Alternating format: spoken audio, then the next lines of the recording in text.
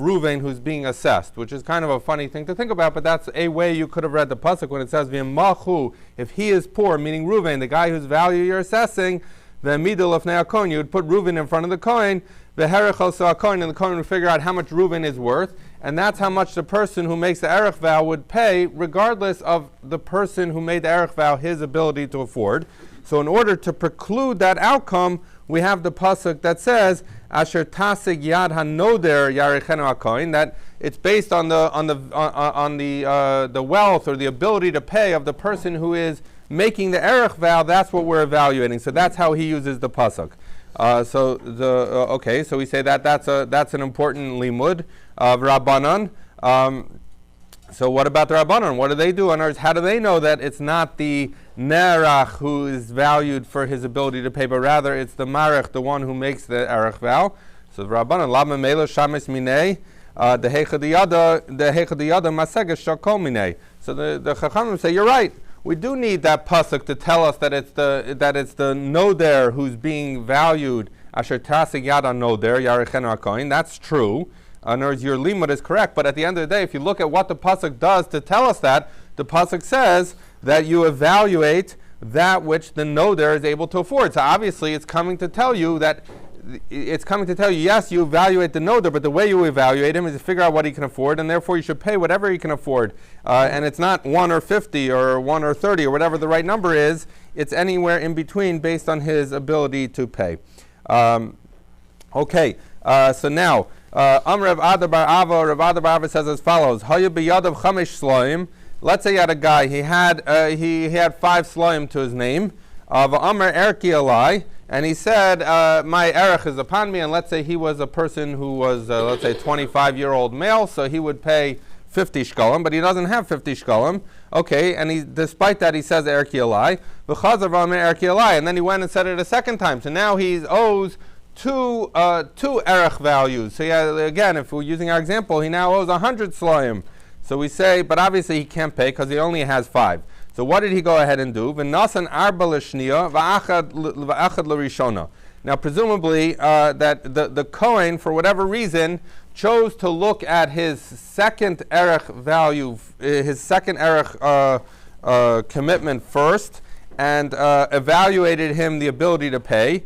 And he went ahead and he paid 4 slayim to the second commitment, the echad l'rishona. And then he obviously, since he started with only 5 slayim and he paid 4 for his second one, he only obviously has one seller left, and he gave that in fulfillment of his first erech vow. So we say yatsa yedei shteim, that he actually has taken care of both of his erech commitments. Why? So the Gemara says, "My taima." Why is that so? So we say, let me just see what the gears. Okay, so we say, "Balchov ma'ucher shekadam v'gava mashagava gava." So we say that if you have a creditor who came later than an earlier creditor, but he went ahead and grabbed some assets, what he's grabbed. So in other words, if I borrow $100 from Reuven, and then I borrow $100 from Shimon, and I only have $100 to my name, Reuven should be getting that money first. In other words, you pay your first debts first, and your later debts later, and if you run out of money, too bad. But the halacha is that if Shimon were to jump ahead and grab my $100, even though theoretically I should have given that money to Reuven, so we say what Shimon does, he can keep. So therefore, that's why in this case, similarly, when someone says erki alai, and then he says erki alai again, so theoretically he should really pay all of his first debt. He should give all 5 sloim to his first debt. But for whatever reason, the Kohen did that one second, did the second one first, and therefore he really should owe 4. So we say that the fact that he went ahead and paid the second erech vow first, the fact that he went ahead and paid the second erech vow first, at the end of the day, what is done, and therefore that's paid. And so by the time he gets around to the first erech vow, so in other words, now he only has 1 seller left to his name, and as long as you give minimum 1 seller, you can satisfy that. So what happened? So that's why the first erech vow was satisfied. Now you might ask yourself, well, wait a second, why was the second erech vow satisfied? In other words, because at the end of the day, he started with the second one first. He had 5 slayim to his name, So theoretically, what should have happened is he should have to give all 5. And if he didn't give all 5, then he hasn't paid the full erech. And we know that if someone doesn't pay the full erech, that he owes it if he subsequently becomes rich again. And again, if he subsequently becomes rich. So the question is, fine, I get why the second one is satisfied, because at the time he came, I'm sorry, the one he paid second, but the first one is sequentially. I get why that's satisfied, because by the time it came to that erech vow, he only had 1 selah left, so that's all he has to pay. But the one he paid first, the second erech vow, at the end of the day, he had 5 slime to his name. He only paid 4. So why is that one satisfied? So we say, because ba'idna the yav l'shniya mishabed l'rishona. Ba'idna the yav l'rishona su lesle. So he's saying as follows, that here's how it works. That theoretically, he had, so what happened? He said, erki alai. He only has 5 slime to his name. We evaluate the second one first. So how much money does he have available? Realistically, he has 0 available. Why? Because the 5 slayim that he has in his possession are really mortgaged in a certain sense to the first erech vow that he made. So as far as is considered the second erech vow, he has no money. So how much does he have to pay if he has no money? He has to pay 1 selah, right? And now he went ahead and took 4 slayim that he shouldn't have and paid the second erech vow 4 slayim first. But that's obviously more than 1 selah, because he has no money to his name, because the 5 he has are theoretically mortgaged to his first erech vow. So therefore, he paid more than the 1 selah minimum. By the time he gets to the second one that he's paying, meaning the first one that he made, he only has 1 selah left to his name. If someone only has 1 selah to his name, he can pay it, and that satisfies his erech vow, and therefore, if this fellow were to subsequently become wealthy, he would not have to pay anything more, because he satisfied both of them. Nasan arbal rishon v'achas l'shniya, yidei shniya yatsa, yidei rishon lo yatsa. So it says the Gemara top of Chesed Aleph.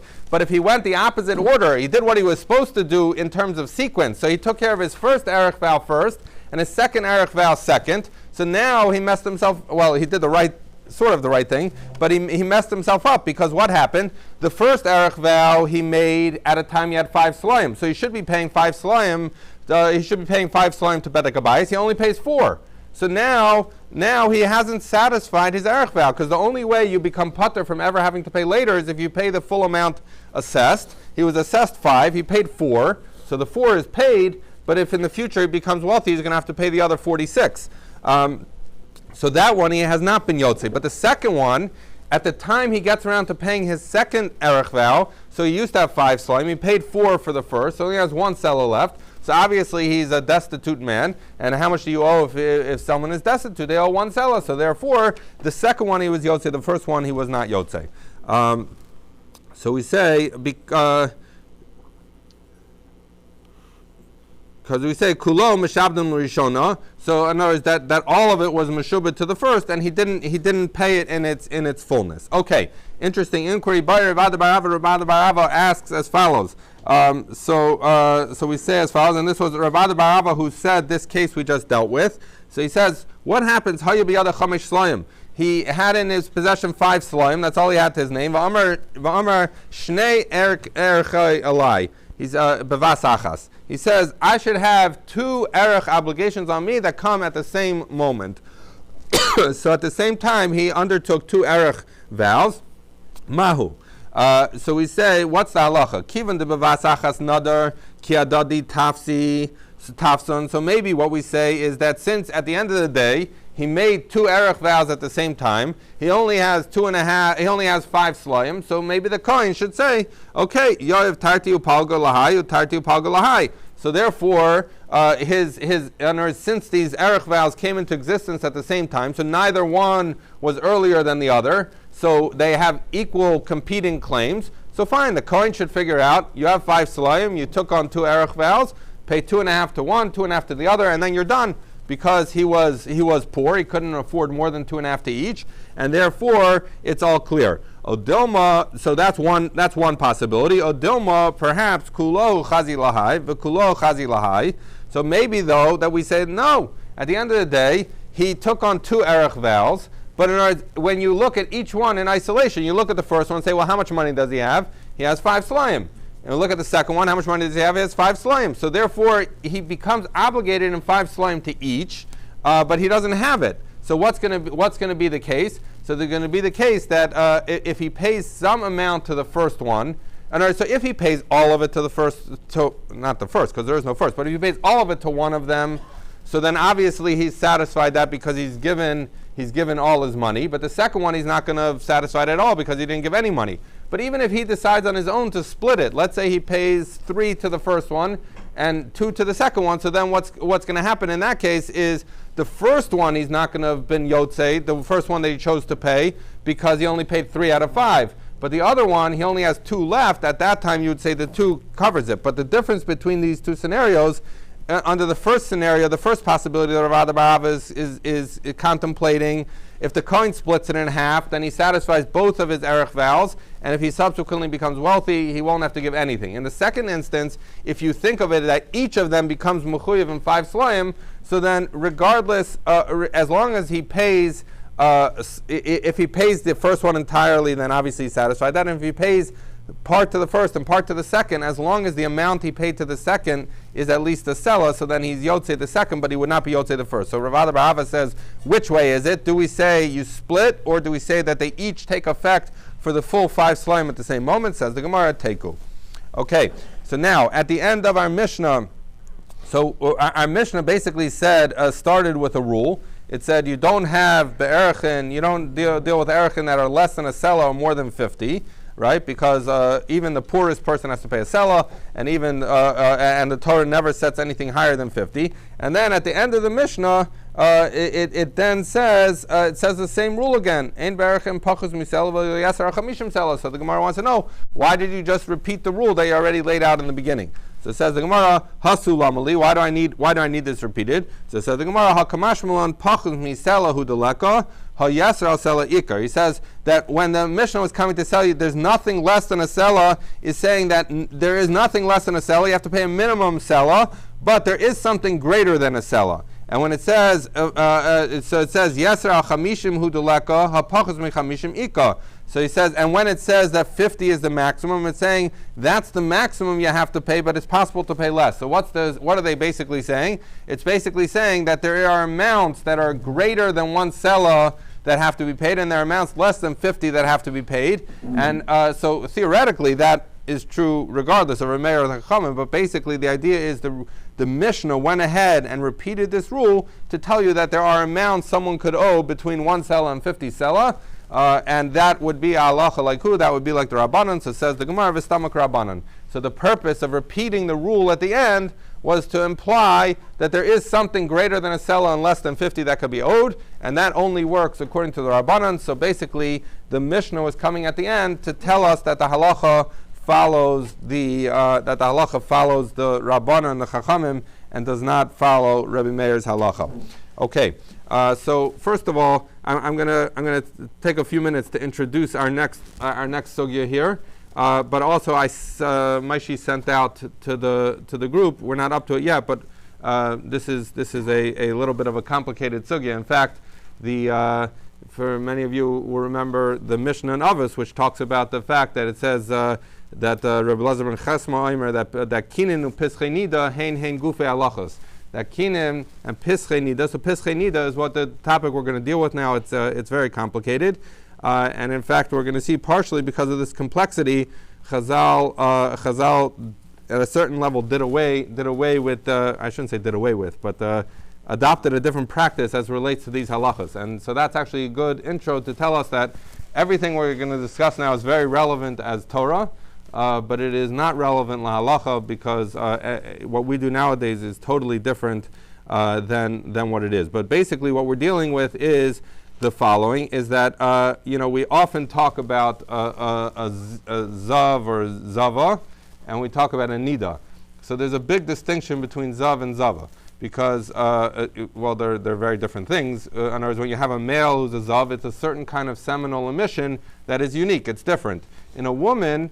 When a woman becomes a zava, it is just her regular, regular bleeding that she might have associated with her menstruation, but the halacha is going to be very different based on when exactly she sees the dam. So in other words, the difference between dam nida and dam zava is only when it comes, not what it is. So in other words, so basically there's a cycle there's a cycle of women which goes something like the following. We're going to see it in great detail here, that there is a woman can become a nida minatora for 7 days, and then she becomes a zava for 11 days. I'll explain this in a minute. So the idea is that a woman is on some kind of continuous cycle that goes nida 7 days, zava 11 days, nida 7 days, zava 11 days. That's how it works. We're going to see that according to Rashi at least, it could be longer than that, but it's going to be minimum of 18 days from the start of a cycle, and then she can once the woman finishes that 18-day cycle, she starts the nida cycle again, and that's called pische nida, the entrance or the entry into nida. So how does a woman become a nida? So we're going to say as follows. Any time that there's dam outside of the 11 days, this is the best way to think about it according to Rashi, and this is, okay, the best way to think about it according to Rashi is that, pretty much if a woman sees dam during a time that she's not in her ziva period, then that's considered dam nida. And when a woman sees dam nida, she becomes a nida at that point for 7 days. Now, unlike what the practice is nowadays, if she's a nida for if she bleeds for 5 days, that's okay. She can bleed for 5 days. She has 2 more days left to her nida cycle. At the end of 7 days, she could go to the mikveh. In fact, if she bleeds all 7 days, that's also fine. When she stops bleeding, she can go to the mikveh, and she's no longer a nida. And then she enters into her zava period. What's the significance of being a nida is that there are significant tuma aspects. Anyone she touches, if she sits on a chair, if there are kalim that she touches, etc. And then and then there's also the halachas that we know in Achremos and Kedoshim that we talk about, that there are isurei tashmish, that if someone has relations with a nida, that has a chi of kares. Okay, so that's a nida. What is a zava ketana? So in other words, we've talked about this in the past before, but there's a zava ketana and a zava gedola. So zava ketana is someone who sees dam during that 11-day period of her zivus, that she could become a zava. If she sees dam during those 11 days, then she becomes a zava ketana. What does she do? And we're going to see the halacha is, if someone becomes a zava for 1 day or 2 days, she's considered a zava ketana. And what is the halacha with her? Shemeres yom keneged yom. So basically, if she sees dam for 1 day or 2 days, then she needs to see 1 full clean day, and after that she could go to the mikveh and she becomes tahor again. She's permitted to her husband, and she ceases to have that form of tumah. Okay, now what is a zava gedola? Basically, if a woman sees 3 consecutive days during her zava period, so during those 11 days, if she sees 3 consecutive days, then she becomes a zava gedola. Now, according to Rashi, and it's different according to Rambam, we're not going to deal with the Rambam today because it gets complicated to understand our sugya, but according to Rashi, that she could be a zava for like years. In other words, if she never sees, in other words, if she continues to see blood, or she never gets zayin nikiyim, then she's going to continue being a zava. So the halacha is, if a woman sees 3 days in a row during that 11-day period, she is now a zava gedola, and until she has 7 clean days, she's never going to get out of her zava status. But once she has 7 clean days, she does a hefsek tara, she does 7 clean days, she goes to the mikvah and she becomes tahar, so that is the unlike a nida who needs to, in other words, regardless of how long she sees for, needs to wait till the end of 7 days to go to the mikvah. In her case, she doesn't need to wait. As soon as she starts her shiva nikiyim right away. So basically, the halachas are as follows: that a nida is going to be always for a 7-day period. From the time she starts bleeding, she could bleed for 1 hour. She still has to wait 7 days till she go to the mikvah. A zava ketana can see dam for 1 day or 2 days and then just have a open day and go to the mikvah. And a zava gedola is someone who already saw 3 days in a row, and then she needs to see shiva nikiyim before she becomes mutter. So that's the basic thing. I'm not going to get into Machlokes Beis Shammai Beis Hillel, although Rashi references it. Okay, now to be a zava gedola, it has to be 3 days in a row. So, for example, if a woman were to see 2 days of 1 or 2 days of Zava, so she did not become a Zava Gedola. Then she enters into her Nida period, and then she sees another day of Zava that she does not become a Zava Gedola because those were not consecutive days. Similarly, if in her 11 days she were to see Dam for 2 days in a row, and then she has 3 days she didn't see Dam, and she sees again, she becomes a Zava Ketana again, but she's not a Zava Gedola. In any event, during the times of the Gemara, they did away with this distinction. The Gemara says, we encountered it a couple of times. Well, the main sugi is in Nida. We'll get to Mirza Shem this year, but says that Benos Yisrael Chmira al Atzman, that the Jewish women took on a chumrah that even if they see a little drop of blood, they're going to wait Shiva Nikiyim, that they're going to wait till they have seven fully clean days. So basically, this whole thing of the cycle of 7 days followed by 11 days, Chazal did away with it, and that was in the times of the Gemara. In the times of the Gaonim, they did away with Dam Tohar. It's not so related to the sugya, but Dam Tohar is the days that a woman sees blood after 7 or 14 days, depending on the male or female. That if she sees blood, that is tahar. They did away with that in times of the Gaonim. What's unique about those takanas are that it's not considered like a takana d'Rabbanan. It's considered like that's the halacha midaraisa. That was a unique kind of takana, but they had those in those days. Now, what we're gonna be dealing with is the following: what the Gemara calls a confused woman. A confused woman doesn't mean there's anything wrong with her. It means that at some point she lost track of this cycle of 7 days and 11 days, and we're going to see that it gets complicated. So if a woman loses track, what halacha she's going to have? Now, what's the problem if she loses track? That she's going to end up being messed up in a big way, because what's going to happen is, let's say she bleeds for 1 day, so she might be a zava ketana. So then, what could she do? Then she would just have to wait the next day to be clean, and then she could go back to being mutter to her husband, right? But so that works well if she's in her period of zivos. But if she's in her period of nidos, so then she's going to then she's going to need to count. She's going to need to count 7 till the end of 7 days. Remember, she could bleed for 7 days, but as soon as she starts, she can't go to the mikvah for 7 days. So if she was a Zava Katana, she'd go to the mikveh the next night. If she was starting her nidos, she would have to wait 7 days.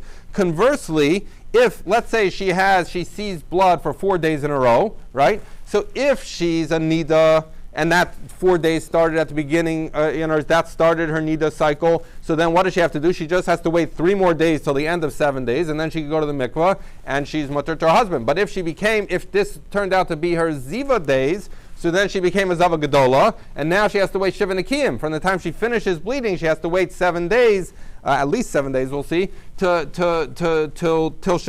she can become mutter to her husband. Not only that, here's a different problem. Let's say she saw 4 days, we're going to see this in the Gemara, but let's say she saw 4 days in a row. She saw Dam 4 days in a row. So if those were Nida days, so fine, she has to wait 3 more days and go to the mikvah. If those were Zava days and she became a Zava Gedola, she now has to bring karbanas. The halacha is that a woman brings a shtei sorim, a shnei b'nei yona. She has to bring 2 birds. One echad lachatas, echad laola. One is a chatas, one is a ola. So if she were to see Dam for 4 days, she becomes a suffix that she's mechuyev to bring karbanas. And we're going to see in the Gemara what a woman needs to do when she's a suffix as to whether she became a Zava Gedola. So it's pretty bad if a woman loses track of her cycle. And what we're going to see is as follows: that she basically needs she's going to need to wait. She's going to need up to 17 clean days before she'll be able to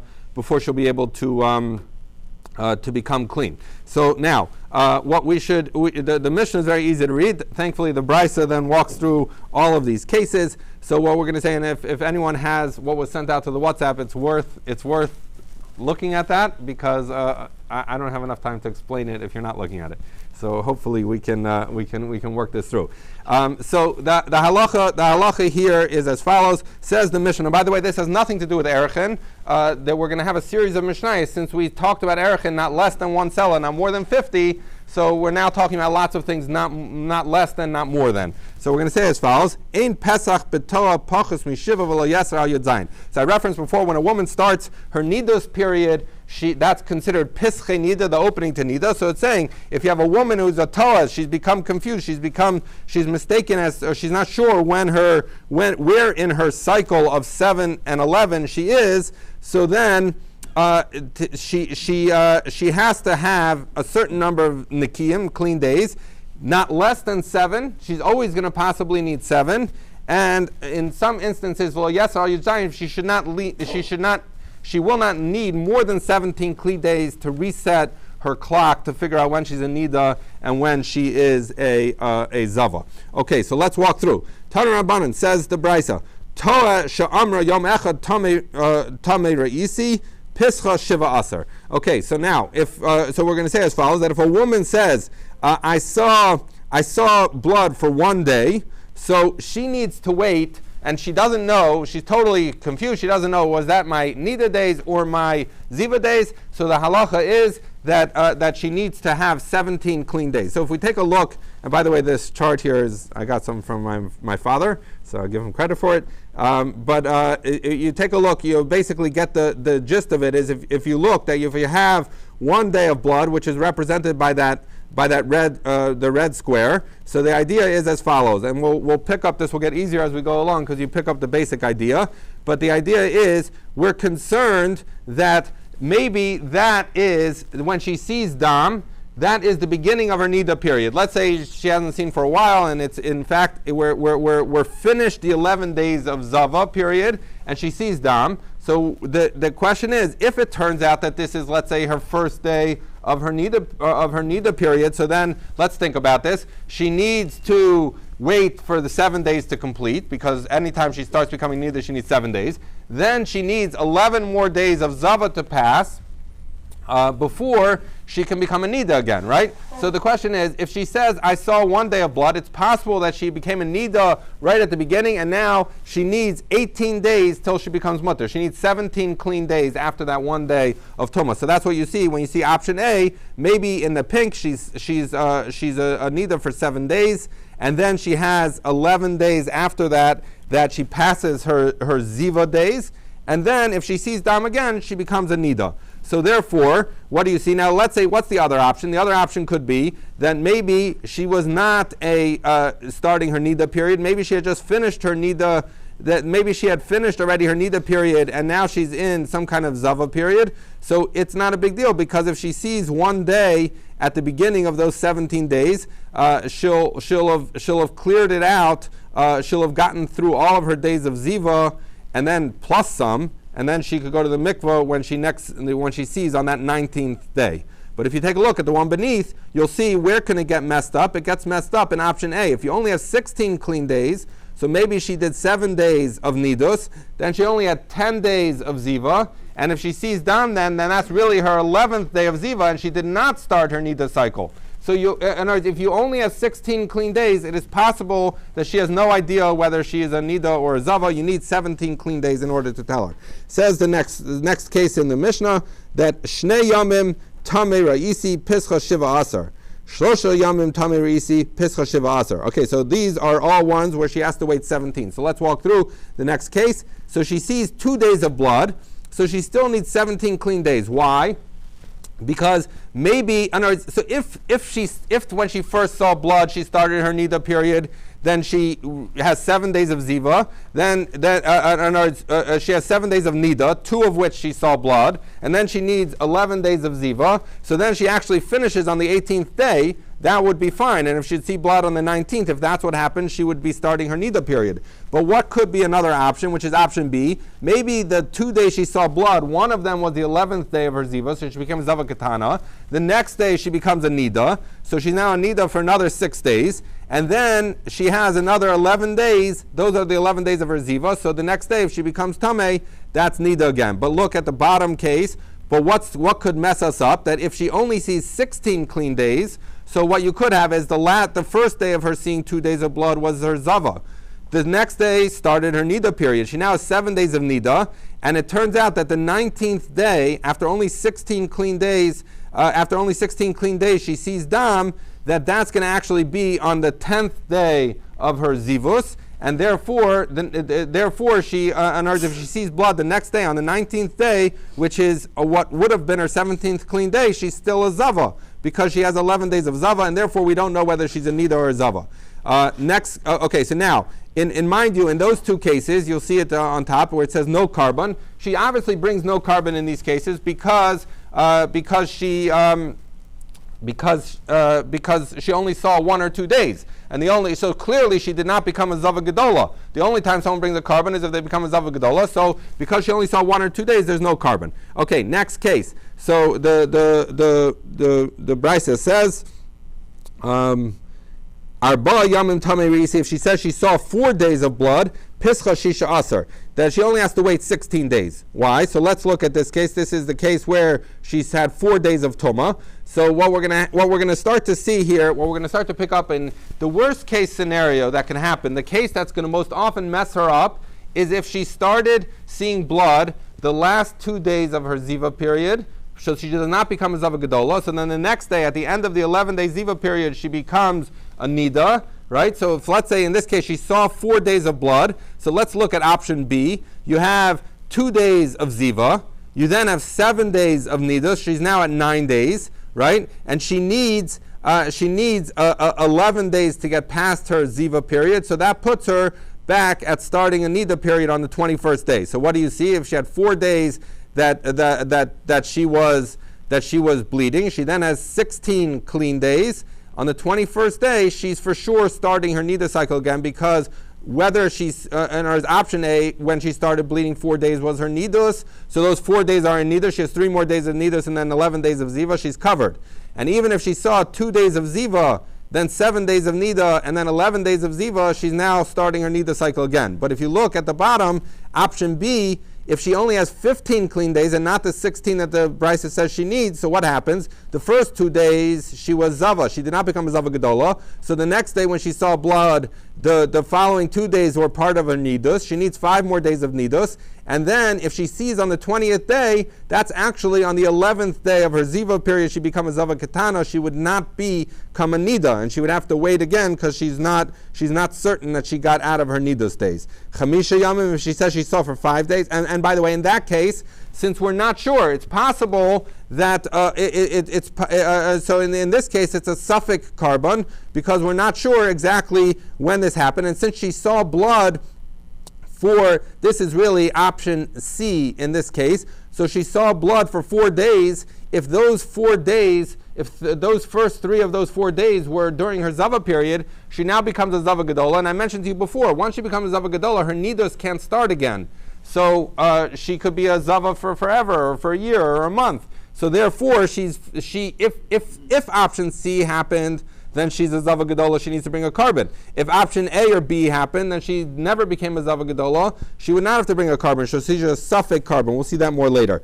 Chamisha yamim tamei reisi pischa chamisha asar. So now we say if she saw 5 days, the main concern would be option B, that if she the first 2 days were her zivas, then 7 days of nidus. Then she needs 11 days of zivos to clear her, so she needs a total of 15 days after she stops bleeding, and then she starts her nida cycle anew. But if she did not get 15 clean days, which would be option B on the bottom, so then 2 days she became a zava, a ketana, 7 days of nidus. Now she needs 11 days of ziva, but on the 11th day of ziva she had blood, so therefore she did not start her nida cycle again. Okay, so at this point we've become a little bit expert. So we're going to say as follows. So we say, Shisha yamim tamei reisi. She says, I saw blood for 6 days. Pischa arba asar. It's 14 days. Shiva yamim tamei reisi. If I saw blood for 7 days, pischa shlosha asar. Shmona yamim. If she says, I saw it for 8 days, shmona yamim tamei reisi. Pischa shneim asar. It's going to be 12. Tisha yamim tamei reisi. Pischa achad asar. If she says, I saw for 9 days, it's going to be 11 days. And again, because each of these, what's basically happening is that more days of her blood are taking up her nida days, so she has fewer clean days that she needs to see. We're going to get back to looking at the charts in a minute. Asara yamim tamei reisi. If she says I saw 10 days, then pischa asara. So this is where they line up are, so that's no problem. If option B, she saw Zava for 2, if she only had 9 clean days and not 10, so what happened? The first 2 could have been the end of her Zava period, then she has 7 days of Nidus, then she has 1 more day of blood, she becomes a Zava Katana, all right? And if she only has 8 more clean days, so then what's happening? That the last day, the day she sees blood on the 20th, it was really the 11th day of her Ziva. So it's the same cycle that goes over and over. But in any event, now it's going to shift a little bit. So we say, Asar Yamim Tame Reisi Pischa Asar, we just did that. Achad Asar, if she says, I saw 11 days, Pischa Tisha, then she needs to see 7 clean days on the base. Shnei Masar Pischa Shmona, that if she says, I saw 12 days, she needs to wait of that she's bleeding while she's in her Zava period, so she obviously becomes a Zava Gedola, but she has 8 clean days after that, so obviously 8 is more than 7 clean days, because you might say 7 clean days, she became a Zava Gedola. Here's the problem. So this is just a very interesting case. You look at option B, she saw blood for 2 Nikiyim, it's only 10 days. The 11th day, if she sees blood the next day, she's still a Zava. She's a Zava Katana. She's not a Nida because she hasn't finished the 11 days of the Ziva cycle. All right, I'm sorry to wait 7, but she never has to wait more than 17 because even in those initial cases where we had, once she waits 17 clean days, she starts her cycle again. Okay, Amalei Ravada Barava L'Rabba. Ravada Barava says to Rava, Lamali Kuli Hai. Timni Shiva. That's true. You can permit her to her husband anytime she sees 7 clean days. She's obviously not a Nida, and she's obviously not a Zava, because even if she became a Zava Gedola during the day she bled, she now had Shiva Nikiyim. But if we're trying to figure out when she is in this cycle, remember I said before, if she's confused, she's really messed up, because if she sees blood for 3 days, so does she have 4 more days and then she could go to the mikvah, or if she was a Nida, or did she become a Zava Gedola and needs to wait Shiva Nikiyim? Does she have to bring karbanos? So they basically answer, Ravada Barava, you're right. To permit her to her husband, 7 clean days is good. But there could be as many as 17 clean days needed if you want to restart her cycle to figure out when she's a Nida. Says the Gemara, Tana Rabbanan Kol HaToa Zavos Mevias Karban Ve'eina Nechol Chutz Mi Pischa Shiva Pischa Shmona Shemevias Karban Ve'nechol.